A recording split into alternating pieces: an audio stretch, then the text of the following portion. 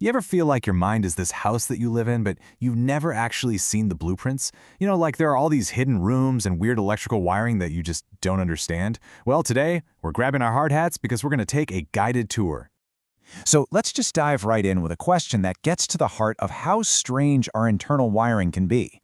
Why would our brains ever choose the comfort of chaos over the uncertainty of calm? I mean, that makes no sense, right? But stick with me, and by the end of this, you'll get exactly why. What if I told you that all these confusing behaviors and feelings actually follow a predictable set of rules? That these aren't just random personality quirks, but are part of the fundamental architecture of being human? That's what we're doing today. We are handing you the user manual to your own mind. Okay, first up, let's look at how this internal architecture shapes the way we connect, or, sometimes disconnect, with everybody else around us. This is your social blueprint.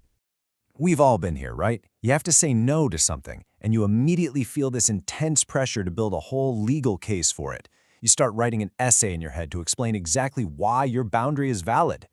But what if that's the completely wrong way to go about it? And here's the secret. A simple, firm no is psychologically way more powerful than a long, rambling justification. And why is that? Well, because explanations are basically an invitation to negotiate. They open the door for debate. A clear limit, on the other hand, is just a statement of fact. And that clarity is what commands respect. Now this is so fascinating because it completely flips our whole idea of trust upside down.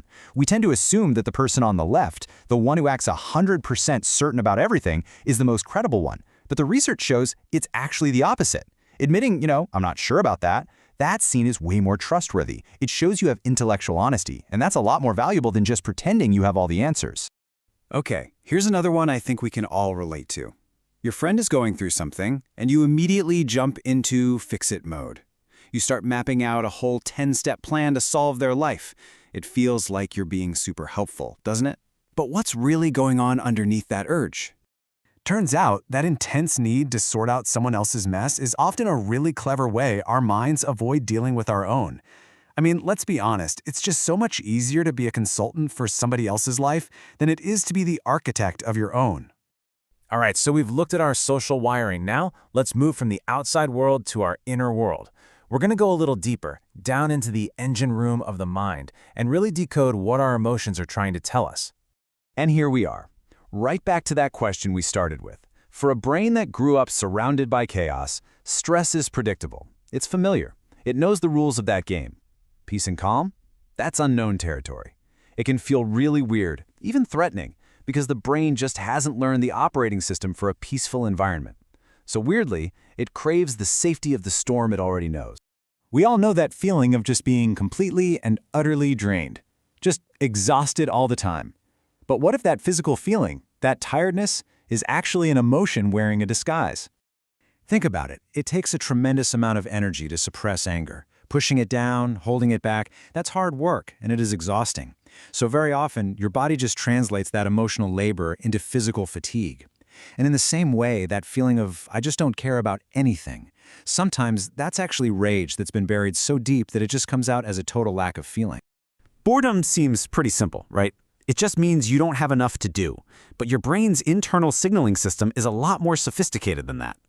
So the next time you get that antsy, restless, I'm so bored feeling, just ask yourself, am I actually understimulated or am I completely overstimulated? More often than not, boredom is your brain's check engine light. It's signaling that you are mentally maxed out and you desperately need to just unplug and reset. So, we've looked at our social blueprints. We've decoded some emotional signals.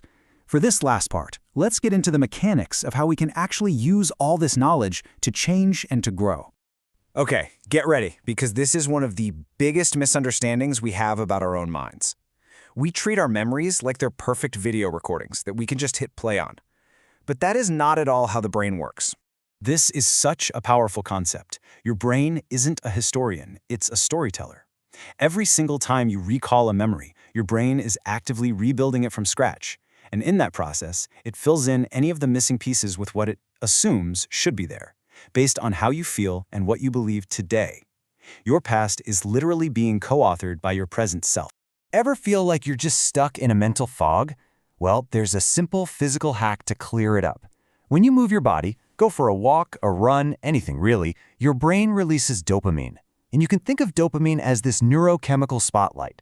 It doesn't just make you feel good, it sharpens your focus, and it helps you cut through all that emotional haze to see things with a surprising amount of clarity.